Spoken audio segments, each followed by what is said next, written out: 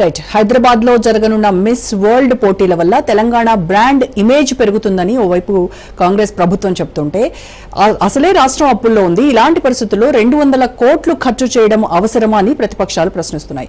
Right. అయితే ఈ పోటీల వల్ల తెలంగాణ రాష్ట్రానికి ఎలాంటి ప్రయోజనం కలగబోతోంది, ఈ విషయంపైనే మాట్లాడదాం. ఇవాళ ఈ డిబేట్ లో పార్టిసిపేట్ చేస్తున్నారు కాంగ్రెస్ నాయకులు మానవతారాయ్ గారు, అలాగే బీఆర్ఎస్ నాయకులు నరేష్ గారు, బీజేపీ అధికార ప్రతినిధి సునీతారెడ్డి గారు అండ్ ప్రముఖ రాజకీయ సామాజిక విశ్లేషకులు కోటేశ్వరరావు గారు. నమస్కారం అండి అందరికీ.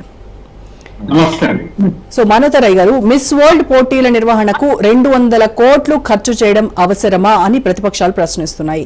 అసలే రాష్ట్రం అప్పుల్లో ఉంది. మొన్నే సీఎం చాలా క్లియర్ కట్ గా చెప్పారు రాష్ట్ర పరిస్థితి ఏంటి అనేది. మరి ఇలాంటి టైంలో ఇంత ఖర్చు పెట్టి ఈ పోటీలు నిర్వహించడం ఎంతవరకు సమంజసం? 200 కోట్లు ఖర్చు పెట్టి అందాల పోటీలు నిర్వహిస్తున్నారు అనటం అనేది పూర్తిగా అబద్ధం. ప్రభుత్వం ఎప్పటికప్పుడు స్పష్టంగా ఈ పోటీలు ఒక్క నిమిషం సార్, ఒక్క నిమిషం. ఎవరో పక్కన టీవీ పెట్టుకుని వింటున్నారండి, దయచేసి కొంచెం టీవీ ఆఫ్ చేయండి. పక్కన యూట్యూబ్ లోనే ఎక్కడో చూస్తున్నారు మేడం సునీత గారు. అందాల పోటీలకి 200 కోట్లు ఖర్చు పెట్టి రాష్ట్ర ప్రభుత్వం దుబారా చేస్తుందనేది అబద్ధం. ప్రభుత్వం ఎప్పటికప్పుడు స్పష్టంగా ఈ పోటీలకు ఎంత ఖర్చు అవుతుంది, మొత్తం 57 కోట్లు ఖర్చు అయితే ఆ పోటీల్లో ఆ 57 కోట్లు ప్రధానంగా అందాల పోటీలు నిర్వహించేటువంటి జాలియా మోర్లీ అనేటువంటి 45 సంవత్సరాల చైర్పర్సన్ ఆ యొక్క సంస్థ వాళ్ళు ఖర్చులు భరిస్తున్నారు. మనం ఒక 27 కోట్ల 2 కోట్లు మాత్రమే రాష్ట్ర ప్రభుత్వం భరిస్తుంది.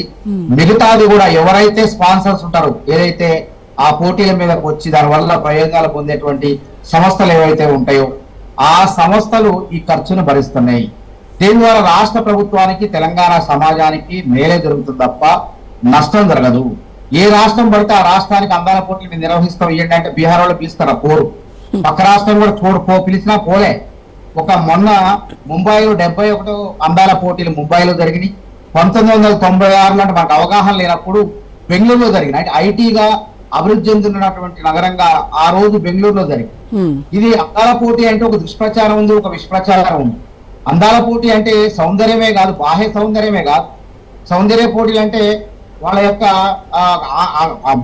బయట అందాన్నే చూపించడం కాకుండా అంతర్గత సౌందర్యాన్ని, బాహ్య సౌందర్యం కాకుండా అంతర్గత సౌందర్యంతో పాటు వాళ్ళ యొక్క భావాలను వాళ్ళ ఉన్న నైపుణ్యాలను వెలికి తీసేటువంటి పోటీలు. అంగాంగ ప్రదర్శన చెప్పి కొంతమంది ఏయో మాటలు మాట్లాడుతున్నారు, కానీ ఎక్కడ బెంగళూరులో జరిగినప్పుడు అంగాంగ ప్రదర్శన అయిందా? ముంబైలో జరిగినప్పుడు అయిందా? ఈ పోటీలు అనేవి మారిపోయినాయి. ఒకప్పుడు ఎప్పుడో పాశ్చాత్య దేశాల్లో ఆ విధమైన సంస్కృతి ఉండేది, కానీ ఈ అందాల పోటీలు అనేది సేవాభావంతో ముందుకు వస్తుంది. క్రీడాభావంతో, సేవాభావంతో ఆ పోటీల్లో పాల్గొనే వాళ్ళ యొక్క శారీరక దృఢత్వంతో పాటు మానసిక దృఢత్వం, నాజుకుతనం, శారీరక దృఢత్వం, మానసిక పరిపక్వతను కూడా అంచనా వేసి వాళ్ళని విజేతలుగా పరిగణిస్తారు. ఈ అందాల పోటీలు నిర్వహించే సంస్థలు దాదాపు 100 దేశాల్లో రకరకాల సేవా కార్యక్రమాలు, అనేక సామాజిక రుగ్మతలను రూపుమాపేందుకు పోటీ పడుతున్నాయి. వాళ్ళు పనిచేస్తున్నారు. అదే విధంగా సోనూ సూద్ గారు లాంటి వాళ్ళు కూడా కితాబు ఇచ్చారు. ఈ అందాల పోటీలు వాళ్ళు ఒక లక్ష్యంతో ముందుకు పోతున్నాయి. సోనీ సూద్ గారు అంటే మనకు తెలుసు ఏ విధంగా ఒక తారతో పాటు, ఒక నటుడితో పాటు ఆయన సేవా కార్యక్రమాల్లో కూడా భారతదేశంలో కరోనా టైంలో ఏ విధంగా ప్రజలను ఆదుకున్నారు, ఇప్పటికీ ఏ విధంగా ఆదుకుంటున్నారో మనకు తెలుసు.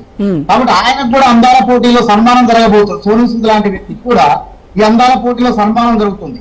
కాబట్టి గిట్టన వాళ్ళు ఏదో రాళ్ళు వేస్తారు, కానీ వాస్తవాలు ప్రజలకు తెలుస్తాయి. ఈ అందాల ప్రతిపక్షాలు అంటే గిట్టని వాళ్ళు ఓర్వలేక ప్రభుత్వం చేసేటువంటి మంచి పని చూడలేక విమర్శలు చేస్తున్నాయి. మరి మహిళా సంఘాలు కూడా వ్యతిరేకిస్తూ ఉన్నాయి కదా. మహిళా సంఘాలు కూడా కొంతమంది వాళ్ళ కోణంలో వాళ్ళు చెప్తారు, తప్పు లేదు. మేమేమంటున్నాం, ఆ విధంగా జరగవు కదా, చూడాలి, ఏదైనా చూసే కళ్ళతో ఉంటాం. మనం ఏ కళ్ళతో చూస్తే ఆ కళ్ళను బట్టి ఉంటుంది. కానీ ఇక్కడ ఏమో అశ్లీలంగా, అసభ్యంగా ఉండే పోటీలు కాదు. చూడండి బొంబాయిలు ఎట్లా జరిగినాయి చూడండి, అంతకుముందు ఆ వీడియోలు ఉన్నాయి చూడండి. అంతేగాని దీన్ని ఏదో అపోహలు సృష్టించి ప్రభుత్వం మీద రాళ్లేసే ప్రయత్నం దయచేసి చేయకండి.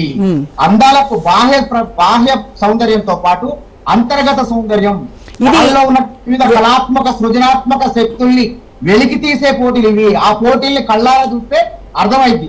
ఏదో చూడకుండా బయట కూర్చొని జరుగుతుందంటే పొరపాటు. ఇంకోటి, బీఆర్ఎస్ పార్టీ వాళ్ళు ఎందుకు విమర్శిస్తారంటే, ఫార్ములా 1 రేసులో శ్రీమంతులు, సినిమా తారలు, వాళ్ళు చూసే సామాన్యులకు ప్రయోజనం లేదు అవి.